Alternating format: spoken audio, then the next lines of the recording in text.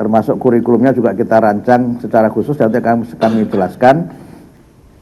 Rekan-rekan wartawan yang saya hormati, saya akan menyampaikan perkembangan terakhir dari kesiapan pembelajaran di 3 provinsi yang merupakan data yang kami himpun dari lapangan secara langsung dengan melibatkan Dinas Pendidikan di 3 provinsi dan juga Dinas Pendidikan Kabupaten Kota di Aceh, Sumatera Utara dan Sumatera Barat, juga melibatkan UPT, Kementerian Pendidikan Dasar dan Menengah yang ada di Aceh, Sumatera Utara dan Sumatera Barat. Selain itu juga dari tim kementerian, tim SPAB yang sudah juga ke lapangan sejak musibah ini terjadi dan terus bekerja sama dengan semua pihak, termasuk dengan TNI, Polri, lembaga-lembaga kemanusiaan, dan juga para relawan yang melibatkan para guru, para murid, dan juga masyarakat secara umum.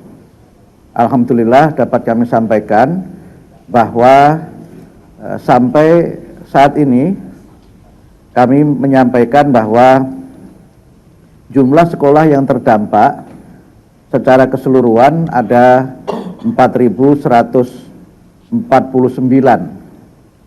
yang di Aceh ada 2.756, kemudian Sumatera Barat 443 dan Sumatera Utara 950. Sekolah yang sudah bisa beroperasi untuk di Aceh ada 2.226 atau 81%, kemudian di Sumatera Barat 380 atau 86%, dan di Sumatera Utara 902 atau 95%.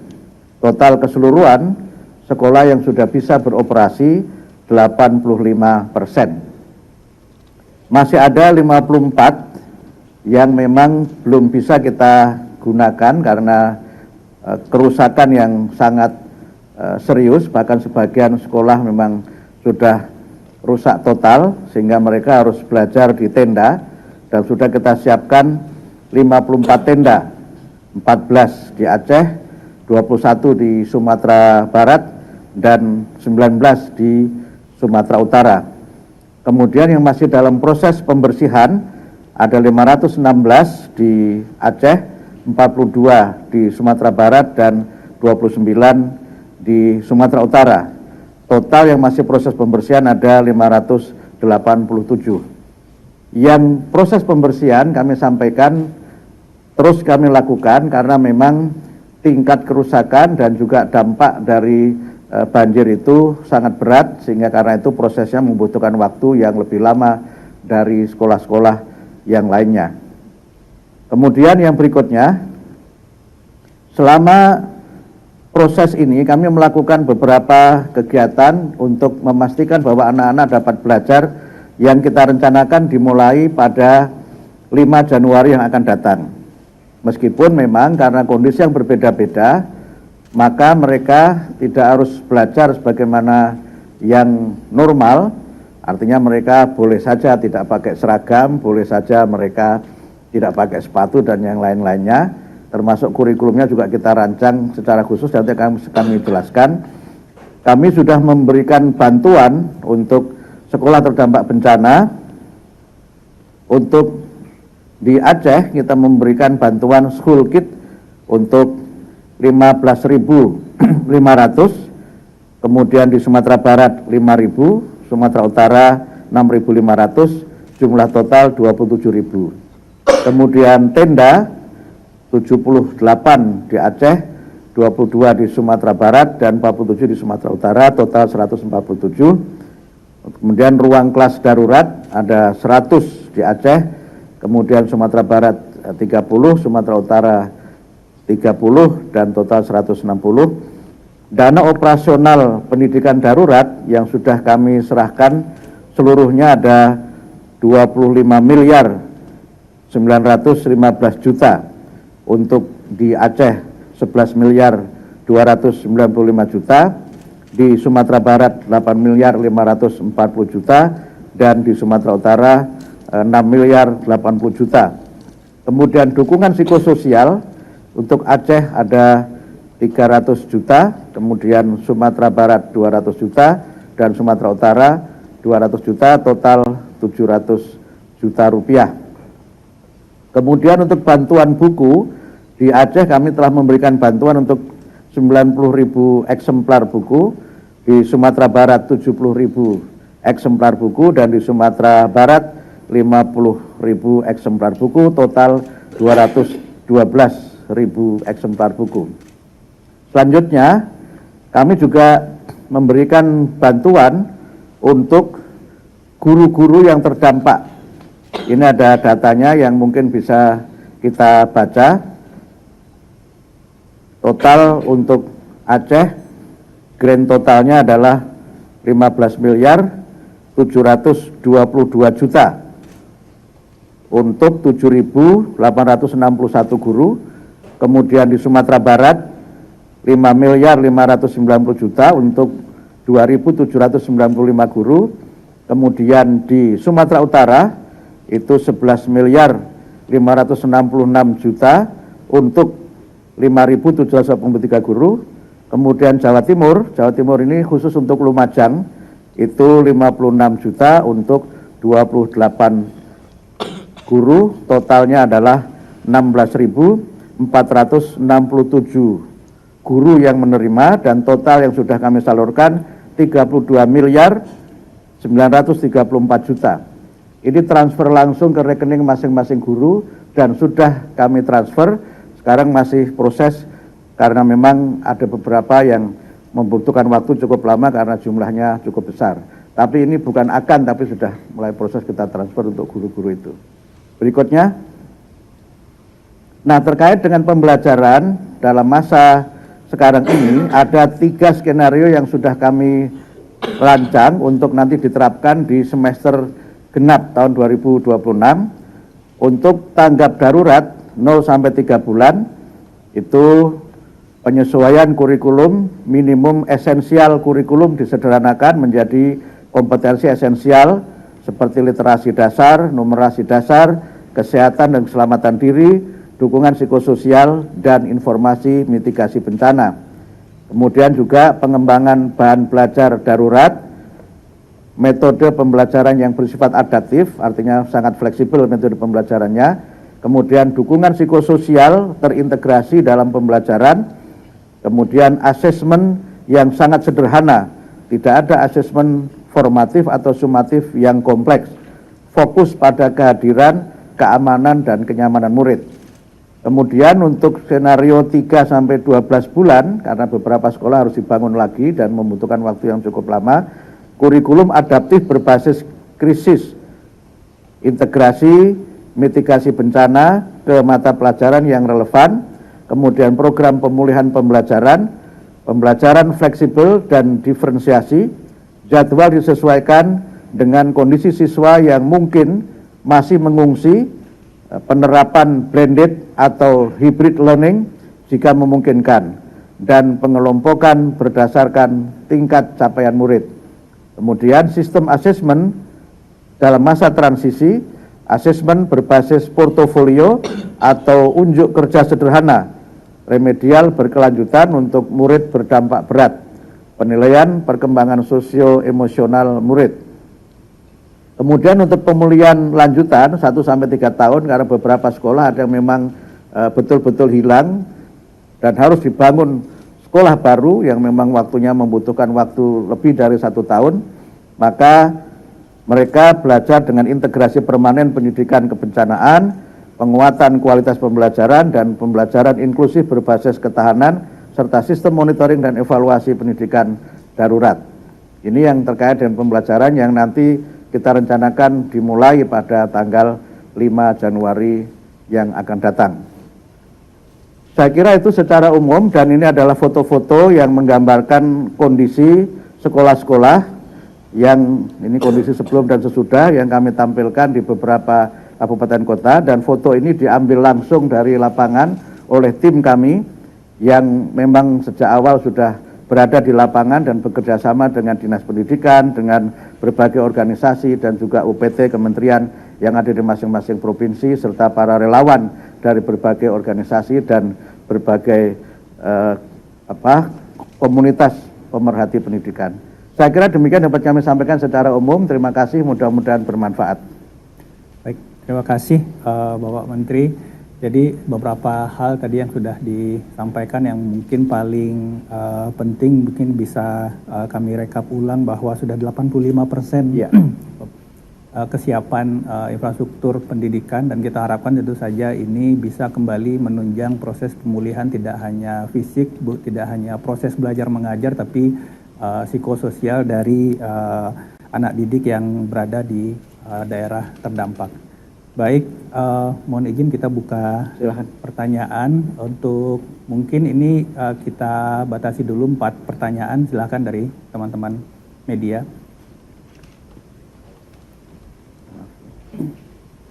Dari depan. Pak, saya Pak. Silahkan dari teman-teman media.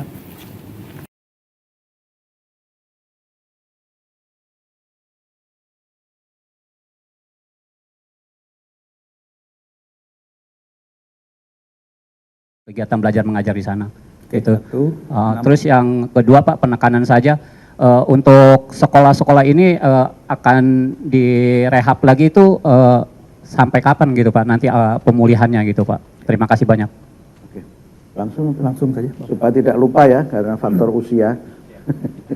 Yang pertama, secara umum sebenarnya para guru siap mengajar, sehingga memang mereka sudah sekarang ini bahkan beberapa yang tingkat kerusakannya itu ringan sudah mulai belajar. Kemarin tes akhir semester juga sudah di sekolah secara normal. Hanya memang kami sampaikan ada beberapa guru yang meninggal dunia, sehingga memang itu harus diganti dengan guru yang baru. Dan untuk sementara kami sedang menyusun perencanaan pembelajaran dengan berbagai skenario yang adaptif tadi itu, sehingga sekarang kami belum ada skema untuk menambah jumlah guru, tetapi bisa ada relawan-relawan yang nanti akan membantu untuk pelaksanaan kegiatan pembelajaran mulai tanggal 5 Januari yang akan datang. Kemudian untuk proses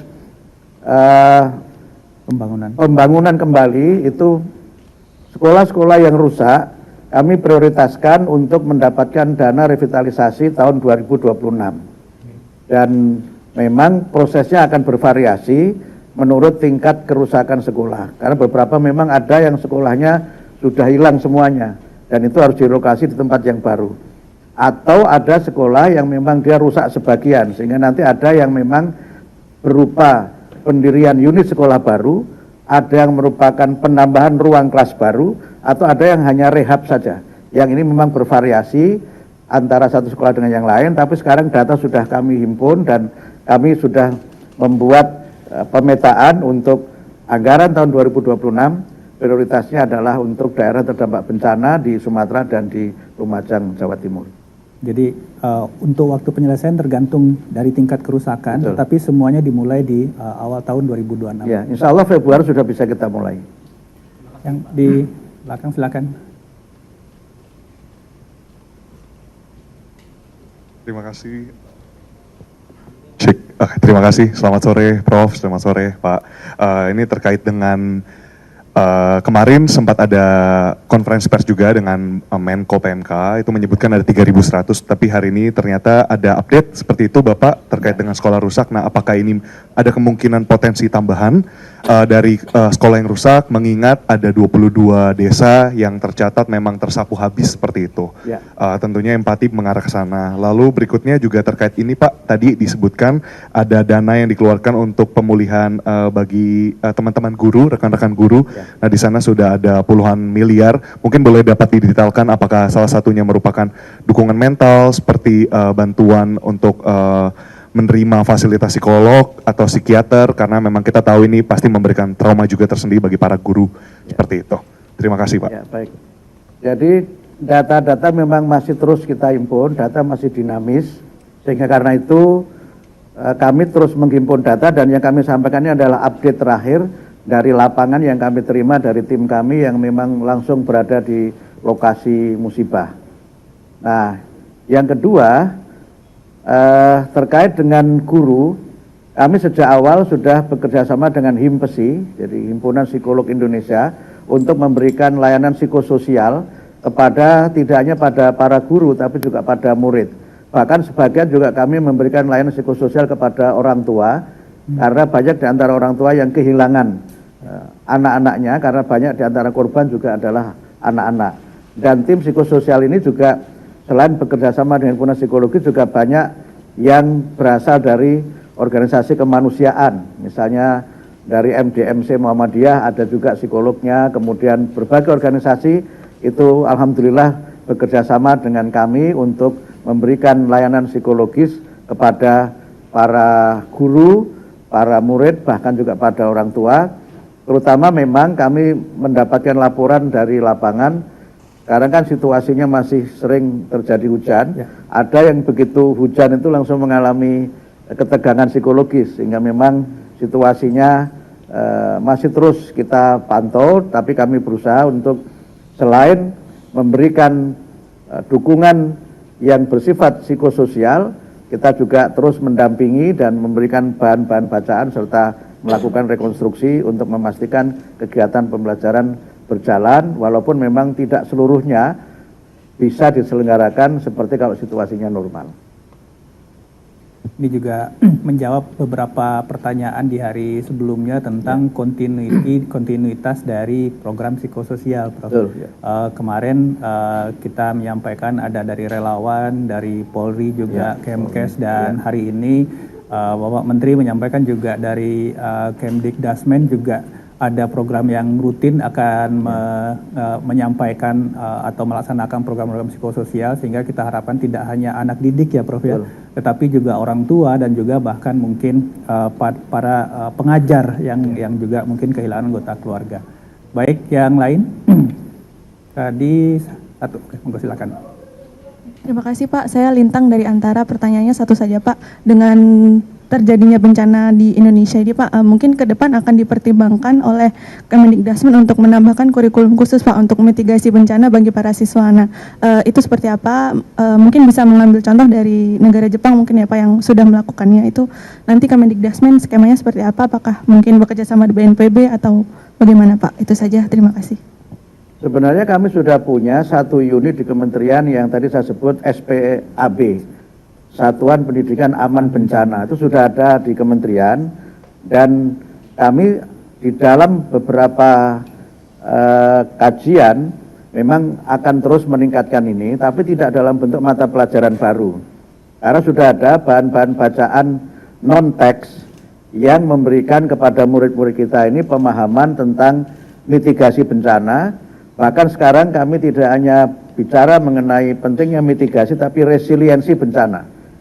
Kalau mitigasi, saya kira kita sudah punya sekarang, buku-bukunya juga sudah ada, tapi resiliensi bencana itu juga bagian dari apa yang akan kami lakukan ke depan untuk memberikan tidak hanya kesadaran kepada anak-anak kita tentang pentingnya mereka memahami alam di mana mereka berada, dan juga bagaimana menyelamatkan diri dan lingkungannya ketika bencana terjadi, tapi yang juga sangat penting adalah bagaimana mereka punya resiliensi terhadap kemungkinan terjadinya bencana, dan itu yang coba nanti kami lakukan. Tapi tidak dalam bentuk mata pelajaran, tapi dalam bentuk memberikan kepada mereka, misalnya melalui tadi buku-buku bacaan atau berbagai macam kegiatan-kegiatan ekstrakurikuler dan kokurikuler yang kami akan perkuat dengan pendekatan-pendekatan berbasis deep learning atau pembelajaran mendalam yang sekarang mulai kami terapkan. Baik. Ada lagi teman-teman? Silakan, pojok kiri. Pak, izin saya Wula dari Detik, izin bertanya. Nanti sudah mau mulai masuk tahap rekonstruksi ya Pak. Ya. Terus kan kok dari pakar mantan Kepala BMKG Bu Dwi Korita bilang mungkin ada baiknya kita cek lagi evaluasi sebelum rehabilitasi dan rekonstruksi, mungkin daerahnya yang lebih aman. Jadi ada pemetaan ulang. Nah, kalau dari Kemendikbud dan BNPB sendiri mungkin boleh dijelaskan tahap yang sudah dilakukan terkait hal ini. Terima kasih. Nanti yang BNPB beliau ya. Yang pertama begini. Ada dari kunjungan kami di lapangan dan datang yang kami himpun sekarang, memang sekolah-sekolah yang dia tidak mungkin dibangun lagi di situ. Temuan kami di lapangan ada 3. Yang pertama memang sekolahnya sudah sama sekali tidak ada. Jadi sudah tidak ada. Karena memang kampungnya juga sudah tidak ada, sekolahnya juga tidak ada, sehingga memang harus dibangun baru.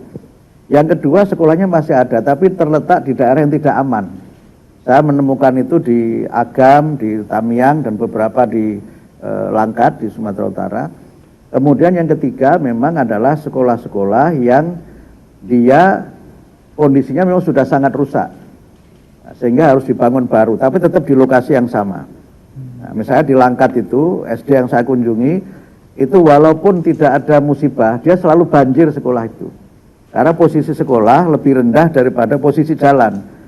Sehingga dia selalu banjir, dia tidak ada drainase di situ. Nah, terkait dengan hal ini, kalau dia harus relokasi, memang ini akan melibatkan pemerintah daerah. Ya.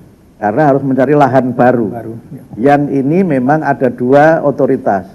Untuk tingkat SLTA, SMA, SMK, dan sekolah luar biasa itu oleh pemerintah provinsi. Kemudian untuk TK, SD, SMP, otoritasnya oleh pemerintah kabupaten kota. Nah, proses relokasi ini yang memang perlu waktu lama, karena harus mencari lahannya dulu, ya. Kemudian baru dibangun sekolah baru. Nah, itu tadi kenapa kemudian kami merancang kurikulumnya itu ada yang untuk 1 sampai 3 tahun. Karena memang ini akan sangat bervariasi tergantung dari kesiapan dari masing-masing daerah yang memang ini melibatkan tidak hanya Kementerian Dikdasmen, tapi juga pemerintah daerah, pemerintah provinsi, kabupaten kota. Dananya ada, tapi kalau lahannya tidak ada kan nggak bisa dibangun juga. Nah, itu BNPB mungkin beliau bisa menyampaikan. Baik, mohon izin Prof. Dari aspek mitigasi bencananya, tidak hanya sekolah yang kita asesmen. Saat ini kita memapping ulang keseluruhan daerah terdampak dan nantinya di titik-titik tertentu untuk Faskes, Fasdik, dan Fasum Fasos. Ini kita akan lihat ulang apakah posisi saat ini itu berada pada daerah yang terkena banjir atau daerah terkena bencana tahunan seperti tadi ada sekolah, atau bencana yang pada saat ini saja. Kalau bencana pada saat ini saja, kita akan lihat lagi apakah nanti dalam recovery kawasan secara keseluruhan ini masih memungkinkan untuk tetap di situ, atau recovery kawasan nanti yang berdasarkan rencana pemulihan pasca bencana ini posisi dari letak Fasum, Fasos, Faskes, Fasdik ini memang kita pindah. Ini saat ini sedang berjalan pembuatan rencana pemulihan pasca bencana. Nah, itu nanti akan menjadi pegangan kita. Yang penting tentu saja kita harus mengingat bahwa bencana ini adalah peristiwa yang berulang. Sekali dia terjadi di masa lalu, pasti dia akan terjadi lagi di masa depan. Sehingga kita harus pastikan keselamatan peserta didik nantinya tidak hanya sekarang, mungkin 10 tahun, 20 tahun, atau 30 yang akan datang itu tetap bisa aman dari potensi bencana yang sama dengan saat ini di masa depan. Boleh Pak? Ini bisa ditanya, bisa dijawab oleh BNPB atau Pak Abdul. Rencananya kan Presiden Republik Indonesia kan Prabowo Subianto kan bakal menginap di Sumatera nanti Pak, gitu ya, di lokasi terdampak. Nah, itu persiapan sendiri dari BNPB atau dari Mendikdasmen seperti apa Pak? Terima kasih. Beliau aja. Kalau itu persiapannya dari protokol istana Pak. Yang penting tentu saja kami dari BNPB tetap melakukan kegiatan-kegiatan pada fase transisi darurat yang nanti kita perlukan untuk percepatan pemulihan secara keseluruhan.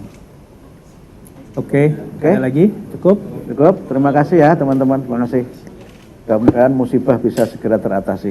Subscribe, share, like, and comment. Subscribe, share, like, and comment. Subscribe, share, like, and comment. Subscribe, share, like, and comment. Subscribe, share, like, and comment.